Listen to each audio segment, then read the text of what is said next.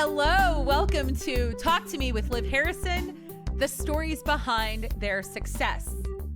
When I was growing up, I knew I was going to go to college.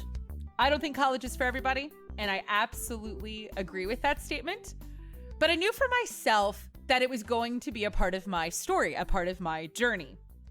My mother and father met at a university in the small town that I was born in and that I spent all of my childhood in until 5th grade, called Natchitoches, Louisiana. There's a college there called Northwestern State University. So I grew up in a college town. I grew up with college kids at my house all the time. They were always bringing me around, doing things because I was a cute kid. And I would get us things at like the bowling alley or, oh geez, I don't know. They would bring me to their sorority meetings, all sorts of stuff, football games on the field, basketball games on the floor. I had a blast. I loved college, even when I wasn't in it. When I decided to go to a university, I chose one really far away from where I grew up because my parents really championed that idea. My mom and dad had said to me, listen, don't go somewhere super close. Well, one of the places that's super close to where I grew up is a tiny, nothing of a school called Texas A&M University in College Station, Texas.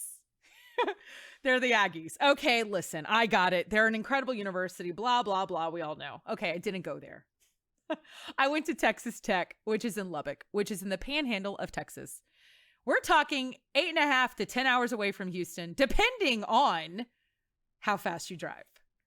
So let me explain to you what it means to go to a university that you cannot rush home from this university. Texas Tech is on a plateau because Lubbock is on a plateau. If you don't know what a plateau is, I'm going to let you Google that because I am not a geologist or a scientist or plateauist. I don't know.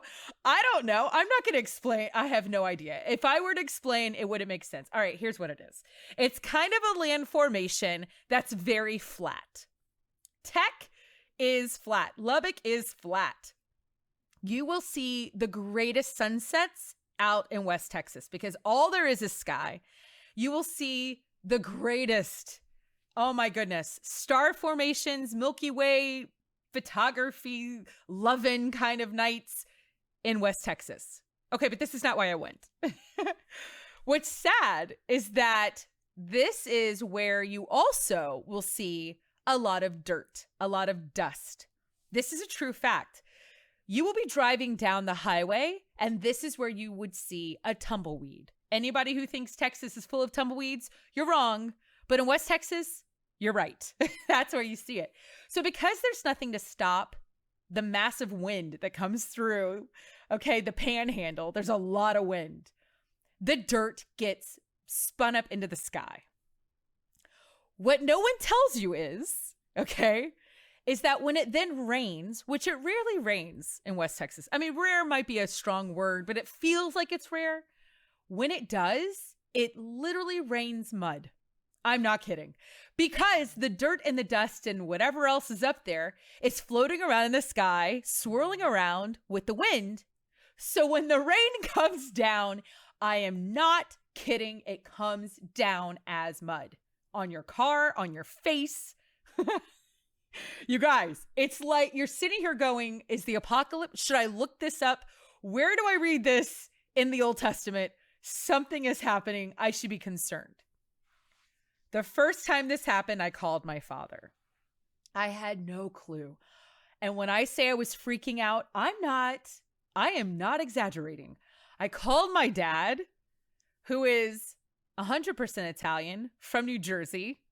And I said, Dad, I think the end of the world is happening. This is a true story. I'm like, there are blobs of red, and I think it might be blood. I don't know, but it's sticky and gross, and it's all over my car. I'm freaking out. First thing my dad says to me is, Liv, is it raining? And I'm like, yes. He's like, Olivia, that is called mud. And he was right. If I had not been living at Texas Tech, 10 hours away from my parents, you better believe I would have driven home immediately, probably dropped out of school because I am a little dramatic. My friend who I have today is, I would not call dramatic, but she definitely went away to school for similar reasons, but on the opposite side of Texas. She is from West Texas, and she ended up going to school at that dinky, nothing, minuscule, not even worth mentioning Texas A&M. Can you tell that we were rivals? And she is an Aggie. And when I say that, that's someone who goes to Texas A&M, I mean that in the best way possible. I love A&M. I truly do. And my friend is the perfect Aggie. She loves as big as the state of Texas. And she just is the epitome of all the things that you think Texas A&M is and this great state. She loves barbecue.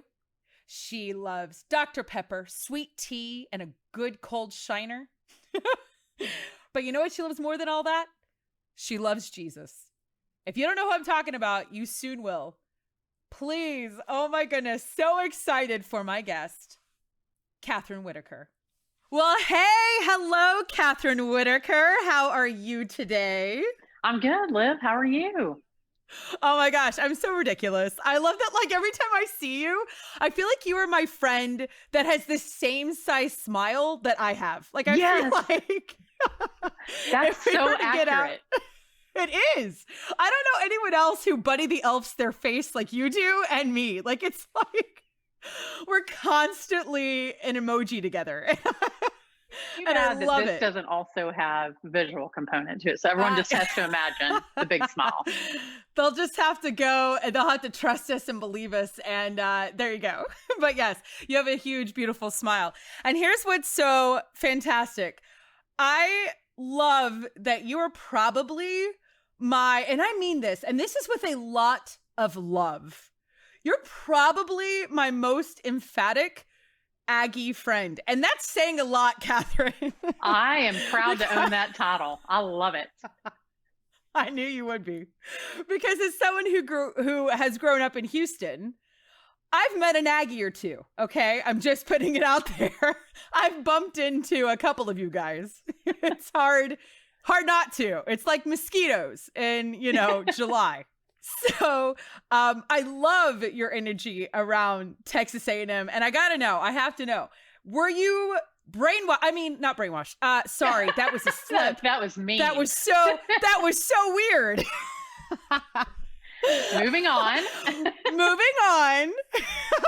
Were you raised? That was the word I was looking for. It sounds like brainwashed. It was weird. Were you raised to be a Texas Aggie, to be an A&M Aggie? Was this drilled into your brain? I mean, presented to you your entire life? Actually, and I'm going to admit this on tape, on air here, I actually had aspirations to go to Texas Tech because I'm a Panhandle girl. I know, and now you're dying.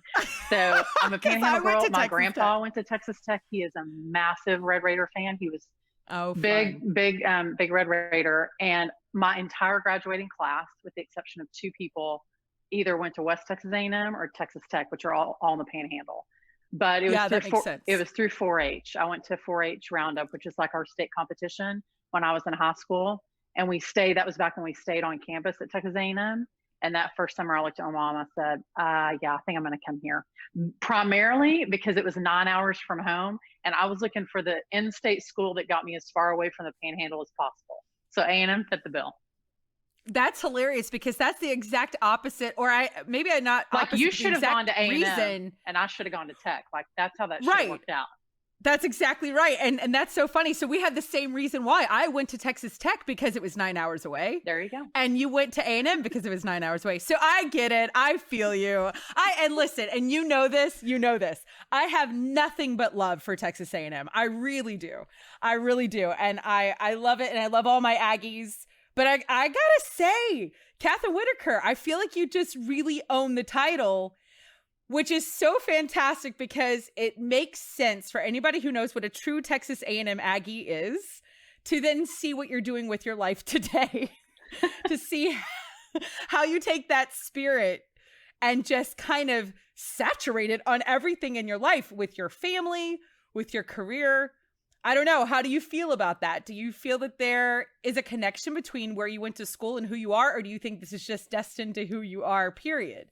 I think that's a How beautiful big? compliment. No, I was going to say that's a beautiful compliment, actually. I Good. mean, I think at A&M, I learned what it means to have integrity and what it means to have a code of ethics and of honor, and that your word means something. And so I think that fit well with at least the way that I was raised. And then I got to A&M, and other people really emulated that. And I kind of grew into myself at Texas A&M. I mean, I found kind of who God wanted me to be there. And really, literally, like I came in as an evangelical Protestant and walked out as a Catholic. But That's crazy. I loved the environment there. And I loved that people were so, I don't know, like we just all drank the Kool-Aid, but we were so, and I say that in the most loving ways, but we were so encouraging of each other. I mean, some of my dearest, bestest friends who support me still to this day are people that I met at Texas A&M, and even people that I haven't met, but we share the same ring, we share the same alma mater. And it's just, I don't know. I love that place dearly. It's like woven into who I am, and you can't unstitch it out. So I love it. And you shouldn't have to. And I think it fits you perfectly. And I love that, you know, so many times people talk about college and it's a great experience, or it's a place of learning, or, you know, a lot of fun. But I think there definitely is a time and certain situations and stories where you really do grow into who you become. And I just have to say, I feel like as your friend and knowing you now, is that I feel like you, from all your stories, you really grew into who you're supposed to be today from where you went to school, and how important that is. I don't know if we talk about that enough, you know, with teens. We just say, hey, pick a school, go to school. But there's a huge piece to really being intentional about where you go to school. How do you translate that now as a parent with kids that are thinking about where to go to school? that is a really good question. I mean, everyone always assumes, oh, you want all your kids to go to A&M. And we do. And technically, I mean, our oldest is, he's a freshman at Texas A&M.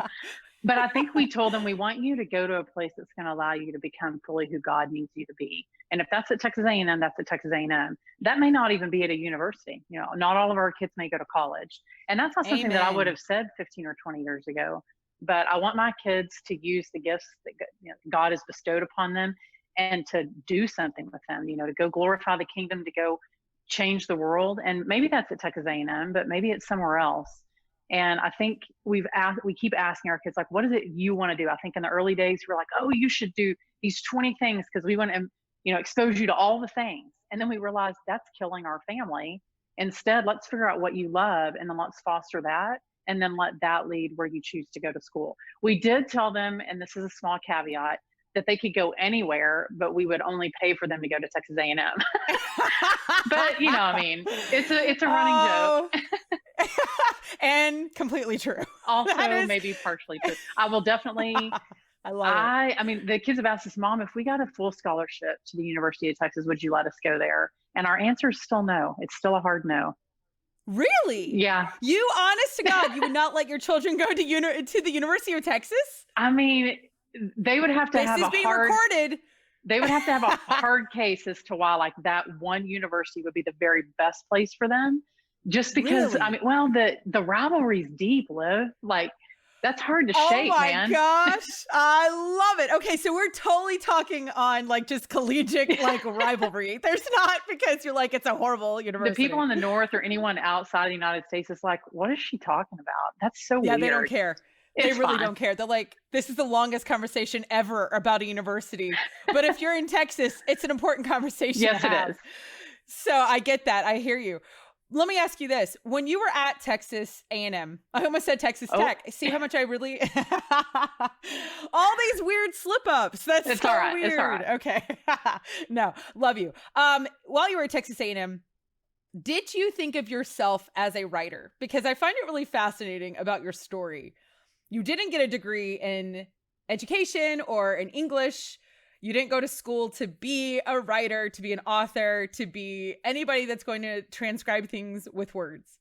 But yet, this is where you're at today. Not that you don't do the other things that you went to college for, but Tell me what you did end up getting a degree in, what you went into the world with, and now where you're at today, and if that surprises you or not. Well, my senior year of high school, we had a brand new journalism teacher that came to our high school. She's a brand new teacher, and I was editor of the school paper and co-editor of the yearbook. And it was that year that I fell in love with writing because of Cindy. And she taught me how to tell a story, and I fell in love with it. Ooh, But I had I already love that. committed to go to A&M, and I was on a Houston Livestock Show and Rodeo scholarship. And back then, in order to get, I think I had like $16,000, which back then was a lot of money to go to It's a college. lot of money now. It paid for 3 of my 4 years. But the stipulation was that I had to choose a degree in the College of Agriculture. So at A&M, my undergrad was in ag education, which is like a general degree in agriculture. But then my emphasis area or my minor was in communications and marketing. And then my master's degree is in ag education as well. But my emphasis was in communications and journalism.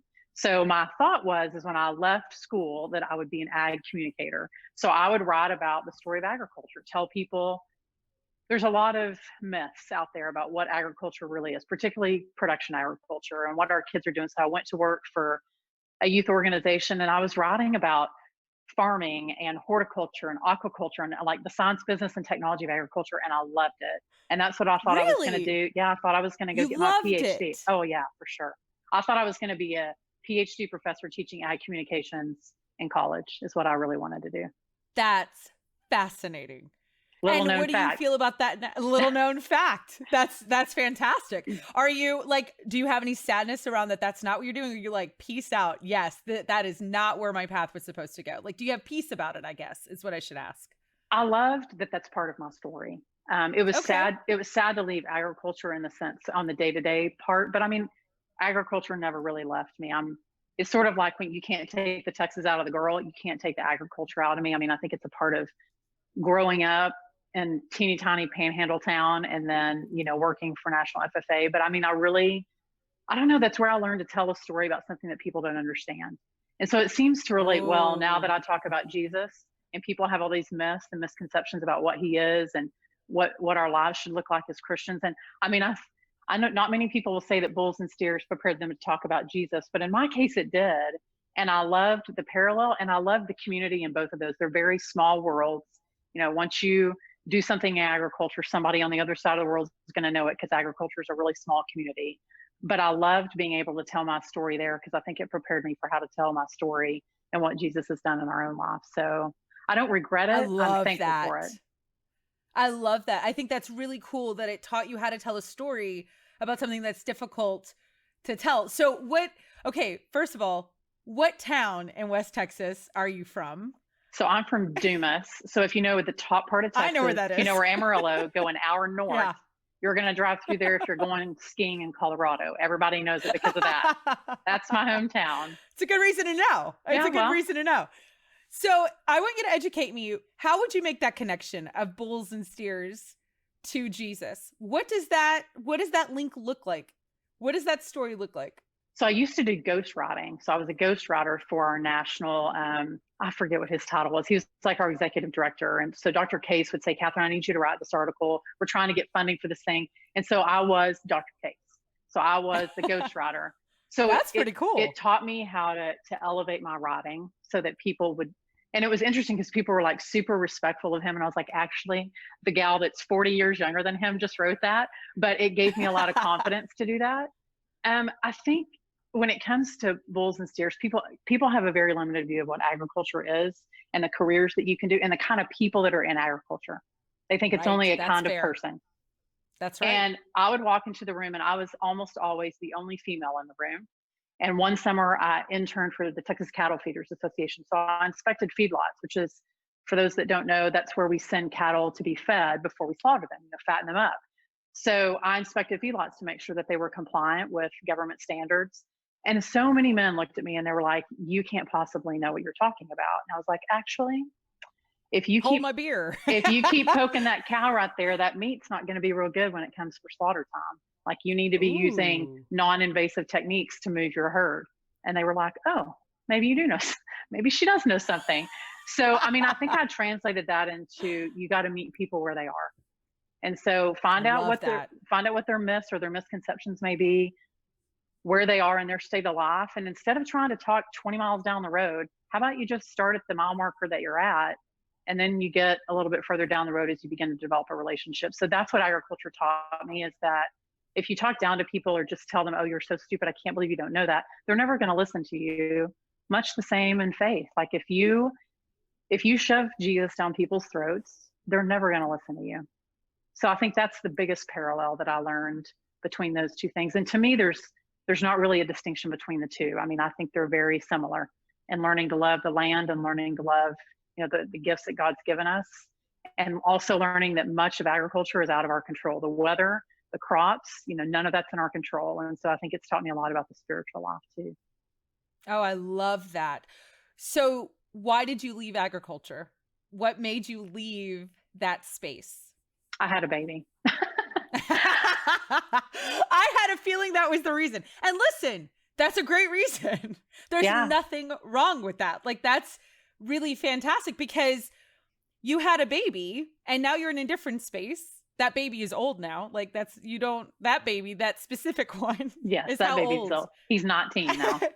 19, which is beautiful. And how many children do you have? So we have 6. So they're ages 6 to 19. So kindergarten to college. I love it. So you were able to take what you learned in agriculture. Let me ask this next question.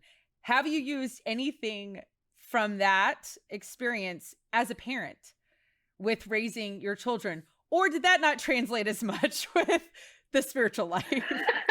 Well, I mean, I learned to manage chaos. Do you prod the children? I learned to prod the children so that I don't damage the meat.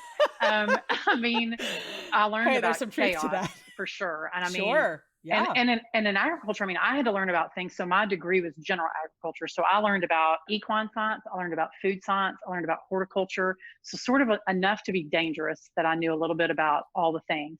So when I had kids, I was like, all right, well, I guess we'll learn how to potty train, and I'll learn how to raise a teenager, and I'll learn how to teach them to drive, and learn how to manage social media. And you just kind of learn a little bit about everything.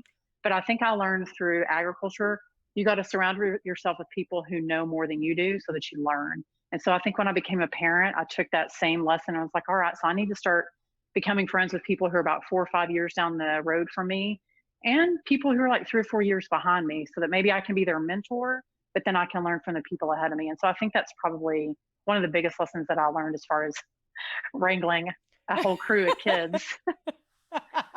Which I think is really awesome. So what year, Kathryn, were you sitting around, with your 600 kids, and you said, you know what? I miss writing. I'm going to start a blog. Gosh darn it. When was that decision? What year was that? How many kids had you made? Take me there. I'd made 4 kids by then. 4 kids you made. 4 kids. Well, so when I left FFA, I started dabbling in graphic design. So started kind of becoming kind of a liaison between Catholic organizations. And I had learned a little bit of design and worked with photographers in my FFA job. So then when I sort of had this baby, and I was like, yeah, I kind of want to do something. So people were like, hey, I hear you like design, or I hear you like to write. And so I was kind of doing some stuff pro bono. And then we were 4 babies in, and one of my girlfriends, who's actually agnostic, came over to my house one day, and she's like, Kathryn, you should like blog, like you should write some stuff down. And I was like, yeah, maybe. That sounds fun. So on Christmas, like 2 days after Christmas, I was like, let's start a blog.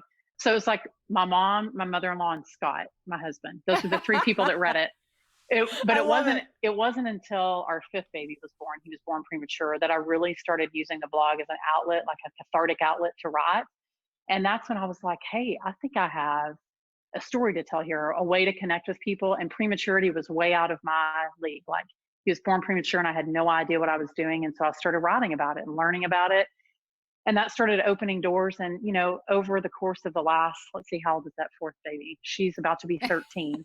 So over the last 12, 13 years, I mean, I've learned I'm a different mom than I was back then, but all of that sort of came through writing and connecting with people on social media. I mean, Twitter started to come out, and Facebook was already around, and then Instagram, and all those things started, bits and pieces. And I can look back now and see all little bits and pieces. But I mean, I ultimately think it was the experience at FFA, then having babies, finding this gift that I love to do, And then I just started doing what God asked me to do, not really with the intention of doing any of this.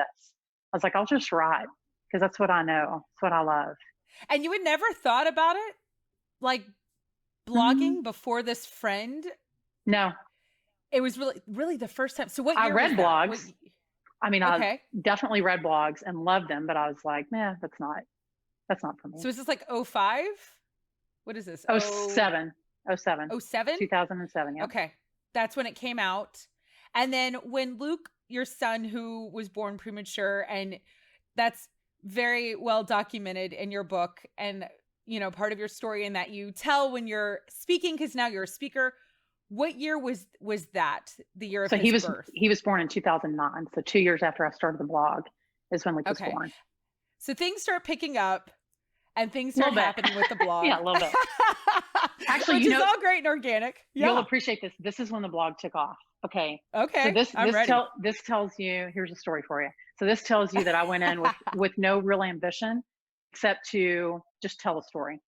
So several years ago, when my 19-year-old was 11, is when Johnny Manziel, aka Johnny Football, won the Heisman, which was a big deal. Yeah, it was a big deal. He was the first freshman.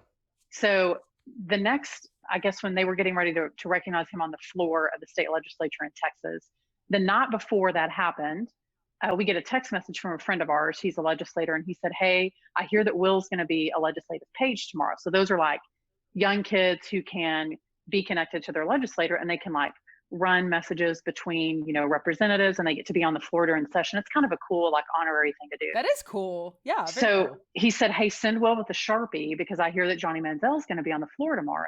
I was like, "Well, that sounds like fun." So Will ends up being the only little kid up there because they were all legislators and they all had like footballs and stuff. And Johnny didn't sign any of that. Will marches up right behind the parliamentarian, who was a big Aggie, and Will handed him his pen, and Johnny signed his badge, and it was phenomenal. Like, I'm freaking out in the gallery, like taking all these pictures. So I get home that night and I write this letter to Johnny Football. It's called Dear Johnny Football. And I banged this post out in like 10 minutes. And it was all about how that 30 seconds changed Will's life. It was a big deal for him. He'd idolized Johnny. I'm going to cry. Like, he'd idolized Johnny and watched him play football and like cried so many tears over the Aggies losing in football or getting outscored. And this was like his moment. Like, he met this guy, you know, and I wrote it and I went to bed. I get up the next morning and it was all over Reddit. It had gone like viral in Aggie circles. Like, hundreds of thousands of people logged onto my site to read that blog post. And what happened is Johnny found it and tweeted it out, and it crashed my site. And that's when things changed. So again, like, I'm just writing, banging out a 10-minute post about how this kid was so impacted by this football player, and then bam. Crazy, right? There you go. What year was that? When did that happen? When did Johnny? How old was Will, I guess? So he was 11. So that would have been 8 years ago. Yeah, I'm bad with math. Yeah, sure. I don't know. Am I right? I'm an ag major. I do not count. Okay. I'm a trophy wife, so I should know when he won the Heisman. But yeah, so 8 years ago. So yeah, 2000 and around whatever. there. Fantastic. 12, 11, that is, I love that though, and I love that it got to his hands. I love that Johnny, whatever people believe and think and want to say about Johnny Football today. Okay, who cares? I love that story that he took it, and that shows how impactful. People don't even understand how one thing that they do can change somebody else's life. You know what I mean? Not just the signing of the badge, which that changed Will's life. Yeah. But then him posting, Kathryn, that's changed your life. Like, that's really We were incredible. screaming in the office. Like, my kids were like, your street cred just went way up. They're like, I can't believe Johnny Football just tweeted that out. I mean, we literally lost our minds. Like, we had a celebratory dinner that night because we were all so excited. I mean, I think within every person, there's goodness. And in that moment, we saw the goodness of him. And I will forever remember him for that, always. Absolutely. I hope you had some really specific College Station food. I was about to start listing some famous restaurants, but I didn't go to Texas A&M. There's a chicken place, right? Called Lane's. Is that? Well, yeah, I mean, it's not No. historic, Oh, like that's wrong. Chicken Oil Company and the Oh Dixie yeah, Chicken. Chicken Oil Company. Okay, Yeah. well, we're just gonna pretend it was one of those that you guys had that night because those are the. I was trying to impress you with my Texas A&M I College was going to Station be knowledge. real impressed. Dang it! Next time. Next time. Right. So let me ask you this: you now have a book, and it's pretty new. We actually met before your book became like live. You had written it, I believe. Oh, that's right. But yeah. when did? Oh, we just had our 1-year anniversary as friends. So we met May 2019. But I knew about you long before that because we have a mutual friend and a Dominican sister, the Sister Maria Fatima. Right. Yeah. That's right. That's right. And I knew about you because my friends read. And and they read Team Whitaker. But here's what's great. Your book came out this fall of 2019. Yes. It hasn't even been out a year because right now you and I are in May 2020. And that has been a life-changing moment just from being your friend and walking a tiny bit of that journey by. You were, let me just say, like waving from the rafters. No, girl, you were on the front row cheerleader. You're awesome. Oh, I love it. I have a big fat head of your face as you're like doing this incredible tour. Are you kidding? I love it. But here's the thing. There had to be a decision where you took where you were going, speaking, which I know I don't have time to dig into all the things, but that's okay. That's why we can hopefully meet up again and you'll come back. But I do want to get to this point. When you decided to take this writing on the road and put it into a book, obviously, I'm going to guess that wasn't from a friend that walked in your living room and said, hey, I don't know. I think you should write a book. I'm guessing this was something put on your heart probably a long time ago. I'm sure there's a tremendous story in that. But what had to quiet down in your life, Kathryn Whitaker, for you to actually hear that voice of God to where you could not deny that any longer? What had to quiet down for you to do it? My ego. So I wanted to write. Ego. Mm-hmm. I love that. If I had written this book when I wanted to write this book, half of that book wouldn't have existed. None of those stories had been lived yet. So I thought really highly of myself. I was like, this is good writing. People need to hear this. I'm so important. And then over the course of just dealing with all of Luke's medical issues and all of his surgeries and everything, I finally was like, I think I want it for the wrong reason. And I've told the story before, for lack of a better word, I shelved it. I was like, we're not going to do it. And I was stuck in an ice storm in Houston. I'm sure you remember that ice storm. I mean, the one we've had in 30 years. Yeah, where the whole city shut down. Yeah. I am holed up with my sorority sister and her 3 triplets who are all potty training. It was awesome. Oh, no, it was awesome. No, I love it. And I get a message that said, hey, we want you to consider writing a book. It was a publisher. And I'm like, this is spam. And I deleted the message. I was like, that's not real. Yep. So then I called Scott and I was like, well, I don't know if this is spam or not. So I fished it out of my spam folder and I said, do you think this is legit? And he's like, I think maybe you should just write them back and find out. So, a couple of publishers reached out, but I think it was at that point that I realized I wanted it finally for the reason that I should have wanted all along, which was to tell the story that God wanted me to tell. But coincidentally, that same friend that walked in my door and told me I should start a blog is the same friend that took the picture of me in the cowboy boots that's on the cover of the book. Stop it. Yep. Are you kidding me right now? Is she a professional photographer? She is. Oh, Kathryn. I love that. I love, the goosebumps. I love the connection from the beginning of your writing for where you are at your career to the cover of the book. Was that an intentional choice to have her photograph it, or is that something you realized later? When you write a book, you don't get to decide what the cover looks like. In fact, you don't even get to decide the title of the book. That's all the publisher. So when I signed the contract with the publisher, I said, listen, I know you guys are professionals, but I'm a freelance graphic designer and I have some ideas. And so I asked if they would let me be an active part of the design part, which they agreed to. So before they started the design process, I sent them 3 pages of ideas, font colors, Pantones. That's so you. I love it. That is so you. Sample book covers. And then there was this picture of me in my cowboy. I really wanted I wanted people when they saw the book to see like being Texan is a huge part of who I am. And I wanted that to come through. And if people weren't going to hear my voice when they saw the book cover, I at least wanted them to know that I was Southern. And Shannon had taken some beautiful photos of our family, and we were all in our cowboy boots. And so I zoomed in, and it was actually me and the 3 girls.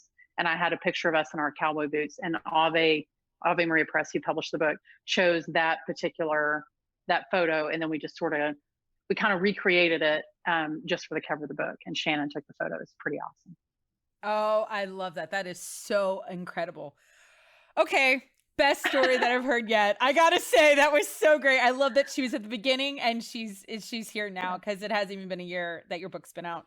So Kathryn, for those on the planet that are, number 1, not Texas Aggies, and number 2, haven't heard of you yet, where can people find you?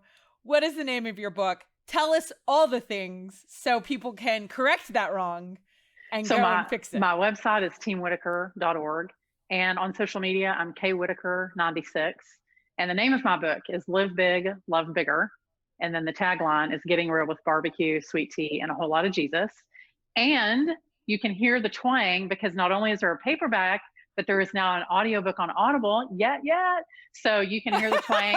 And I have a whole listening guide in case people are listening and they're like, I don't even know what she just said. So I have it all, like, I say this word, you hear this. Now you can listen to the book with full ears and know what I'm saying. So yes, all that stuff is online. It was a total joy to do all of that, and a real honor, actually. Well, friend, congratulations. I am one of your biggest fans. I think the world of you, and I hope, I love you too. I would love to have you back if you're ever, there's so many stories. I feel like you and I could just crack open a beer and just have at it. And oh, that's right. We've done that. Really long podcast. Oh, that's it. Oh, that's why it feels familiar. Thank you so much. I love you to pieces. All right, ma'am. I will see you. Everybody go follow Kathryn Whitaker. Kathryn, thank you. Bye, friend. Thanks, Liv. Bye-bye. Thanks so much for listening to Talk to Me with Liv Harrison, the stories behind their success. Now, I got a little favor to ask. I need you to come back next week and listen to my next fantastic guest. The best way to remember is to subscribe. If you haven't already subscribed, take a second, take a moment, and do that right now, and I really appreciate it. If you could even do me another solid, leave me a review. It's really important as I start off these first few weeks. I need your support. Share with your friends. Tell your colleagues. Make your kid listen. Okay, you don't have to make your kid listen, but subscribe, like, share, leave a review, and come back next week. Thank you so much. Until you hear me again.